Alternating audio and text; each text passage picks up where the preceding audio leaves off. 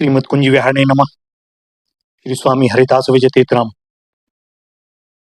मथुरा नगरी के चतुर्वेदी ब्राह्मणों में दो ब्राह्मण भाई उदयपुर के राणा के पुरोहित थे। एक बार धन के बंटवारे को लेकर दोनों भाइयों में आपस में झगड़ा हो गया। दोनों ने एक दूसरे पर प्रहार कर दिया और घायल हो गए। लड़ाई के बाद एक प्रहर जीवित रहने के बाद दोनों की ही मृत्यु हो गई। इन्हीं में से एक के पुत्र थे श्री विट्ठल दास जी। ये बाल्यकाल से ही सुख सिंधु राशि भगवान को हृदय में बसाए हुए थे। निरंतर भगवान श्री श्याम सुंदर की सेवा पूजा ही करते रहते। छोटी अवस्था में भी इनके गुण देखने योग्य थे और संसार और धन की निस्सारता ये अपने सामने देख ही चुके थे। एक दिन सभा में राणा साहब ने दरबारियों से कहा कि अपने पिताजी की मृत्यु के पश्चात अब ब्राह्मण कुमार कभी भी सभा में उपस्थित नहीं होते हैं, उनको शीघ्र बुलाकर लाओ। राज कर्मचारियों ने मथुरा जाकर श्री विट्ठल दास जी को राजा का संदेश सुनाया और कहा कि चलिए, राणा साहब आपके समस्त मनोरथ पूर्ण कर देंगे। और तब विट्ठल दास जी ने कहा, श्री भगवत कृपा से मेरे संपूर्ण मनोरथ पूर्ण हो गए हैं, अतः अब तो मैं एकमात्र श्री भगवत भजन को छोड़कर और कहीं भी आना जाना नहीं चाहता। राज कर्मचारियों ने इनका यह संदेश राजा को जाकर सुनाया। किसी ने इनकी दिनचर्या देखकर राजा से कहा, महाराज, वह तो बड़े श्री भगवत अनुरागी हैं, दिन रात श्री भगवत भक्तों के साथ प्रेमोन्मत्त होकर नाच नाच कर भगवान का गुण गाते रहते हैं। जब उनके गुणों की प्रशंसा सुनी तो राजा ने इनको पुनः आमंत्रित किया और प्रार्थना की कि एक रात्रि में श्री भगवान नाम संकीर्तन पूर्वक जागरण आप हमारे यहाँ करने की कृपा करें। क्योंकि राजा समझ गया ये ऐसे तो आएंगे नहीं, किंतु भगवान नाम कीर्तन का जब संदेश दिया जाएगा तो ये अवश्य पधारेंगे, क्योंकि उसमें इनकी प्रीति है। श्री विट्ठल दास जी कुछ साधुओं को अपने साथ में लेकर राणा साहब के यहाँ पहुंचे। इनके सभी संगी साथी परिकर संत प्रेम रंग में रंगे हुए थे और इनके प्रेम रंग का तो कहना ही क्या। राणा साहब ने इनको देखकर तुरंत ही सिंहासन से उठकर इनका आदर सत्कार किया और सभी साधुओं को भली भांति आसन प्रदान किया। किंतु इनके प्रेम की परीक्षा करने के लिए राणा जी कुछ दुष्टों के बहकावे में आ गए और जागरण के लिए अपने महल की तीसरी मंजिल की छत पर बिछौना बिछवाया। सभी लोग प्रेम पूर्वक कीर्तन नृत्य करने लगे। नाचते गाते श्री विट्ठल दास जी को प्रेमावेश आया तो ये बेसुध होकर नृत्य गान करते हुए तीसरी मंजिल की छत से नीचे पृथ्वी पर गिर पड़े। यह देखकर राजा राणा का मन अब उदास हो गया, ग्लानि होने लगी, पश्चाताप हुआ और क्रोध भी आया कि इन दुष्टों के चक्कर में पड़ करके एक भगवान भक्त के प्रति मैंने ऐसा अपराध कर दिया। क्योंकि इन लोगों के कहने के अनुसार ही मैंने तीसरी मंजिल की छत पर यह कार्यक्रम रखा और इसी के फलस्वरूप ऐसा मनहान अनर्थ हो गया। साधु संत श्री विट्ठल दास जी को गोद में उठाकर घर ले आए। राणा जी ने अपने अपराध के लिए प्रायश्चित तथा इनकी वृद्ध माता की जीविका के निमित्त बहुत सा द्रव्य धन भेंट में प्रदान किया। श्री विट्ठल दास जी 3 दिन तक मूर्छित अवस्था में रहे। 3 दिन तक जब वैष्णव इनके आसपास बैठे भगवान नाम संकीर्तन करते रहे, तब जाकर के इन्हें अपने शरीर की सुध आई और ये उठकर बैठ गए। भगवान की ऐसी कृपा कि इनके किसी भी अंग में कोई चोट नहीं आई और इनकी जो मूर्छित अवस्था हुई थी वह भी एकमात्र प्रेम के कारण ही हुई थी। वही अपने भक्त को ये पल पल संभालते हैं।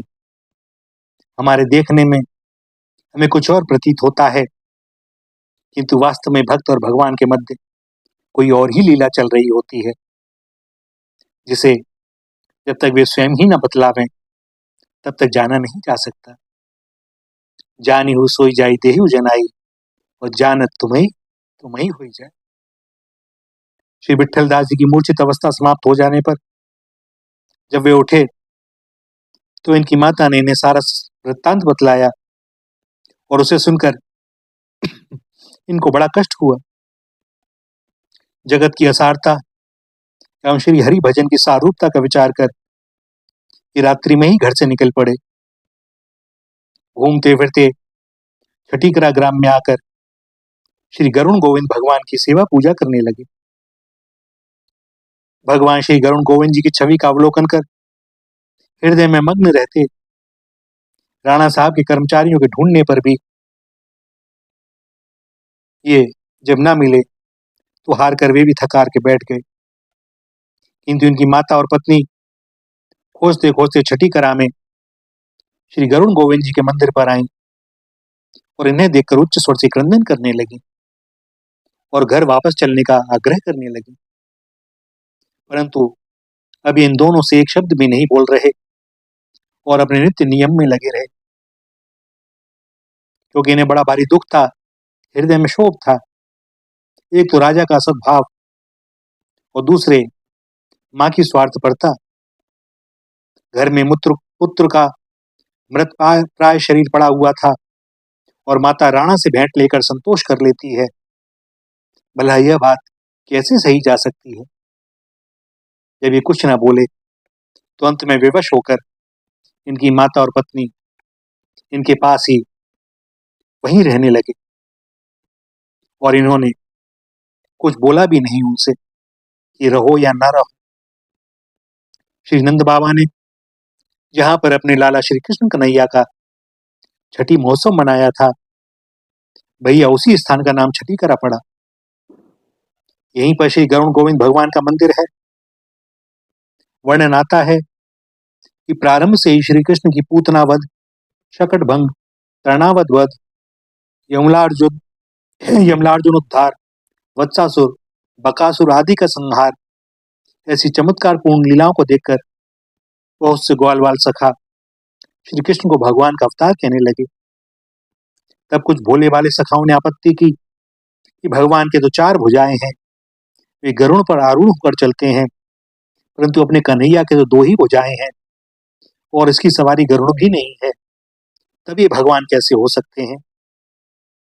भैया तब प्रेमी सुजान सुखाओं के अनुरोध पर श्री कृष्ण ने अपने भोले वाले प्रिय सखाओं के भ्रम का निवारण करने हेतु यहीं पर अपने ऐश्वर्य में गरुणारूढ़ स्वरूप का दर्शन कराया, और यही श्री गरुण गोविंद भगवान है। भक्तों की प्रार्थना पर आज भी श्री विग्रह के रूप में विराजमान है। अपना अचिंत्यानंत ऐश्वर्य दिखाने के लिए 4 भुजाओं की तो बात किया, इन्होंने 12 भुजा धारण करके ग्वाल बाल सखाओं को दर्शन दिया था। 4 भुजाओं में शंख चक्र गदा पद्म धारण करे थे, 2 भुजाओं में धनुष बाण, 2 भुजाओं में मुरली लकुट और 2 भुजाओं में हल मुसल और 2 भुजाओं में दंड कमंडल धारण करे हुए थे। यहाँ का बड़ा दिव्य दर्शन है। छठीकरा में श्री गरुण गोविंद के दर्शन मात्र से ही मन की वृत्ति भगवान गोविंद में लय हो जाती है। श्री गरुण गोविंद भगवान के मंदिर से श्री विट्ठल दास जी को नित्य प्रति एक व्यक्ति का भोजन प्रसाद मिलता था, जिसे पारस कहा जाता है, और उससे इनका निर्वाह भली भांति रूप से हो जाता था।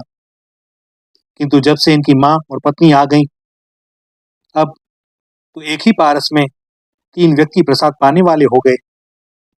अब एक पारस से तीनों की पूर्ति नहीं होती थी, और अपनी जीविका पालन हेतु ये कोई अन्य उद्योग करते भी नहीं थे।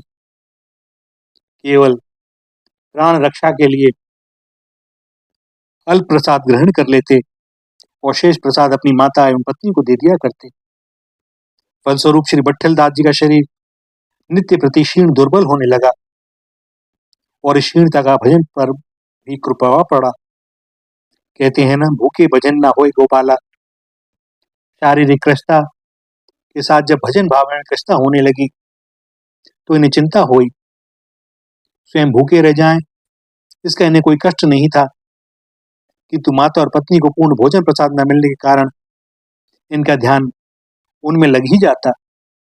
सो भजन भाव में न्यूनता होने लगी और इनका शरीर भी दिन प्रतिदिन दुर्बल होने लगा। इनके चिंताग्रस्त हो जाने के कारण धीरे धीरे व्याधियों ने भी शरीर पर अपना अधिकार प्रारंभ कर दिया। कष्ट बढ़ने लगा, निवारण का कोई उपाय नहीं था। अतः एक दिन भगवान ने इनको स्वप्न में वापस मथुरा चले जाने के लिए कहा। श्री विट्ठल दास जी की जाति के लोग उस समय भगवान से प्राय विमुख होकर भांग आदि की मादकता में उन्मत्त रहते। बात बात में रुपये पैसे के लिए लड़ाई झगड़ा होता, किंतु कहीं से यदि भोजन का निमंत्रण मिल जाता तो ये बड़े सुखी मानते थे अपने को। इस प्रकार के जाति पाति वालों का व्यवहार श्री विट्ठल दास जी को पसंद नहीं आया और उधर वे लोग भी इन्हें देखकर प्रेम सद्भाव से मिलना तो दूर, उल्टे व्यंग और करने लगे। अरे, तुम तो विरक्त हो गए थे, फिर घर चले आए। घर वापस आना ही था तो पहले घर से गए क्यों, और फिर पत्नी माता को साथ लेकर क्यों घूम रहे हो? देखा, न इधर के रहे न उधर के, न घर के रहे न घाट के, न दीन के रहे न दुनिया के। इस प्रकार के कटाक्ष व्यंग वार्ताओं को सुनकर इनका मन बड़ा उपराम हुआ। अतः अपने जाति पाति वालों को छोड़कर एक बढ़ई के घर में ठहरे। वह बढ़ई भगवान का विशेष सत्संगी प्रेमी था और वह भी किसी जिज्ञासु साधु सेवी की खोज में था। भगवत कृपा से दोनों की अभिलाषा पूर्ण हुई। उस बढ़ई ने इनके निवास के लिए एक बड़ी सी अपनी बैठक दे दी। इनकी पत्नी आसन्न प्रसवा थी, अतः प्रसव के लिए एकांत स्थल की आवश्यकता विचार कर उसी बैठक में एक दीवार लगाने के लिए ये नींव खोदने लगे। उसी खुदाई में श्री ठाकुर जी का श्री विग्रह एवं धन मिला। इन्होंने बढ़ई को बुलाकर कहा, देखो भाई, ये तुम्हारे ही पूर्वजों का गाड़ा हुआ धन है, अतः इस पर तुम्हारा ही अधिकार है। लो, तुम इसे स्वीकार करो।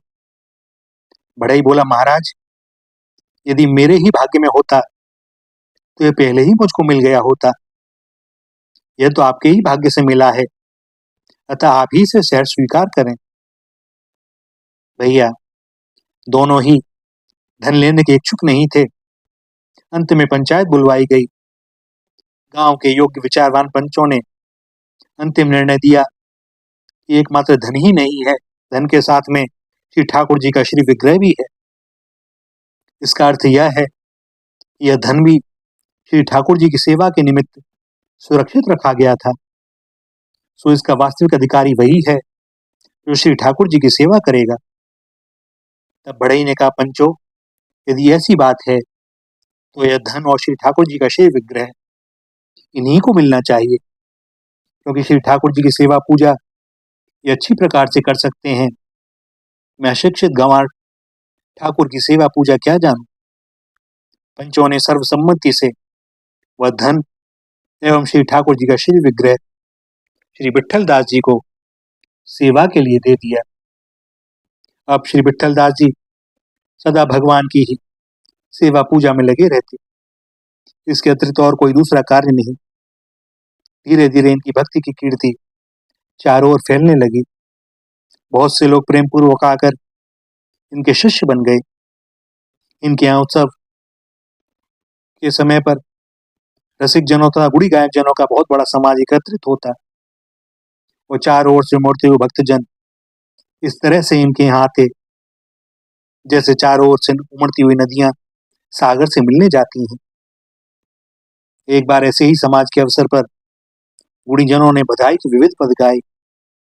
सभी भक्तजन आनंद में झूम झूम कर भक्ति रस में सराबोर हो रहे थे।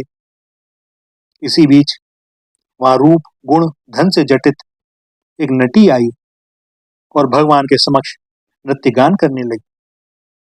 जब वह विविध मूर्छनाओं के साथ कटीली तान से सभी के हृदय में प्रेम की चटपटी सी उत्पन्न करती हुई गाने लगी, तो उसके कौशल पर रीझ कर श्री विट्ठल दास जी ने पुरस्कार में उसे बहुत से सुवस्त्राभूषण दिए, परंतु फिर भी उसको संतोष नहीं हुआ और चारों ओर देखकर जब अन्य कोई वस्तु देने योग्य नहीं मिली, तो भगवत प्रेम से व्याकुल होकर अपने पुत्र को ही भगवान के ऊपर न्योछावर करके उस नटी को दे दिया। श्री विट्ठल दास जी के सुपुत्र का नाम था श्री रंगी राय जी। श्री राणा साहब जी की एक पुत्री श्री रंगी राय जी की शिष्या थी। जब उसने सुना कि हमारे श्री गुरुदेव जी के को उनके पिताजी ने भगवान पर न्योछावर करके किसी नटनी को दे दिया है, तो उसे बड़ा भारी दुख हुआ। उसने अन्न जल का परित्याग कर दिया। राणा सुता ने उस नटनी को संदेश भेजा कि तुम्हें जितने धन की कामना हो हमसे उतना धन ले लो, लेकिन हमारे नेत्रों की परम निधि मेरे भगवत स्वरूप श्री गुरुदेव को मुझे वापस कर दो। और उस नटनी ने उत्तर में कहा कि द्रव्य की तो मुझे किंचित मात्र भी चाह नहीं है। हाँ, मैं रीझ कर तो अपना तन मन तथा सर्वस्व दे सकती हूँ। तब राणा जी की सुपुत्री ने श्री विट्ठल दास जी से पुनः समाज कराने की प्रार्थना की और उसकी प्रार्थना स्वीकार कर श्री विट्ठल दास जी ने दूसरी बार समाज का आयोजन किया। समाज कराने का सारा खर्चा राणा जी की पुत्री ने किया और समाज में जितने भी गायक गुणीजन आए थे उन्हें उसने अगणित द्रव्य प्रदान किया। इसके पश्चात राणा की पुत्री ने भी स्वयं समाज में नृत्य किया। इनके नृत्य पर गायक गुणीजन आगंतुकों की प्रसन्नता की तो बात ही क्या, वह नटनी भी न्योछावर बहुत सा धन देने लगी, परंतु राणा जी की पुत्री ने उस धन को लेने से मना कर दिया। वह नटनी इस समाज के लिए श्री रंगी राय जी का सुंदर श्रृंगार करके उन्हें डोले में बैठाकर सभा में लाई थी और इनसे बोली थी कि अब की बार तुम्हें भी न्योछावर करना है। जब अपने श्री गुरुदेव को सामने देखा तो राणा जी की सुपुत्री ने प्रेमावेश में बड़ा मनमोहक नृत्य किया। नटनी ने राणा सुता के नृत्य से मुग्ध होकर जो भी धन संपत्ति उसके पास थी, जो इसने पहले न्योछावर कर दी, किंतु राणा सुता उस न्योछावर को लेने से मना करती रही कि मुझे चाहिए ही। सो अब की बार नटनी ने श्री रंगी राय जी को एक गोद में उठाकर श्री ठाकुर जी के द्वारे पर ले जाकर भगवान को न्योछावर करके राणा सुता को भेंट कर दिया। जब राणा सुता ने उनको लेने के लिए हाथ बढ़ाया तो रंगी राय जी ने कहा, मैं तो पहले ही श्री मनमोहन श्री कृष्णचंद्र जी का न्योछावर हो चुका हूं, अतः तुम मुझे अब मत लो। क्योंकि श्री रंगी राय जी को एक बार इनके पिताजी ने भगवान को न्योछावर करके नटनी को दिया था। अब नटनी भी इन्हें श्री ठाकुर जी को न्योछावर करके राणा सुता को दे रही थी। न्योछावर की यह परंपरा श्री रंगी राय जी को रुचि नहीं, क्योंकि व्यापारी के माल की तरह एक हाथ से दूसरे हाथ में जाना इन्हें उचित नहीं लगा। अरे, भगवान पर तो एक बार ही न्योछावर हुआ जाता है। अतः अब की बार इन्होंने स्वयं अपने मन में दृढ़ निश्चय कर लिया कि अब मैं अपने देह के साथ साथ अपने प्राणों को भी श्री ठाकुर जी के चरणों में न्योछावर कर दूंगा। और अपने इस दृढ़ निश्चय के अनुसार ही इन्होंने राणा सुता को न्योछावर में स्वयं को लेने से निषेध किया था। दूसरे, इसका एक कारण और भी था कि इनको उस बात की मन में अत्यंत ग्लानि हुई कि कहाँ तो गुरु शिष्य को संसार बंधन से मुक्त करता है, कहाँ आज शिष्य ही मुझ गुरु को नटनी के बंधन से मुक्त कर रहा है। यह लोक में बड़ी लज्जा की बात है। लोक में लज्जित होकर जीवन धारण करने की अपेक्षा मृत्यु को प्राप्त होना ही अधिक श्रेयस्कर है। किंतु इनके मना करने पर भी जब राणा सुता न मानी और उसने प्रेम के वशीभूत होकर इन्हें ले लिया, तो इस प्रकार राणा की पुत्री का अभीष्ट तो सिद्ध हो गया। लेकिन दूसरे ही क्षण श्री रंगी राय जी ने अपनी देह को त्याग दिया। भैया, ऐसे भक्त श्री रंगी राय जी की श्रद्धा और निष्ठा का भला कौन क्या वर्णन करे। इस चरित्र के सभी पात्र विचित्र रसिक हैं। श्री विट्ठल दास जी ऐसे रसिक हैं कि इन्होंने अपने प्रिय पुत्र को ही न्यौछावर कर दिया। राणा सुता ऐसी विचित्र रसिक है कि उसने श्री सदगुरुदेव जी की प्राप्ति के लिए लोक लाज कुल मर्यादा का भी उल्लंघन कर भरी सभा में उत्तम नृत्य गान करके नटनी को प्रसन्न किया। और नटनी ऐसी विचित्र रसिक है कि कहती है, द्रव्य तो ना चाहो रीजी चाहो तन मन दियो। जबकि नटनी जाति पेशेवर जाति होती है और धन के लिए ही अपने सारे कौशल का प्रयोग करती है। और इस पर श्री रंगी राय जी ऐसे विचित्र रसिक निकले कि वास्तव में श्री ठाकुर जी के ऊपर यथार्थ में अपने तन मन धन और निज प्राणों को भी न्यौछावर कर दिया। भक्त और भगवान की अद्भुत लीलाएं। श्री राधा, श्री राधा, श्री राधा।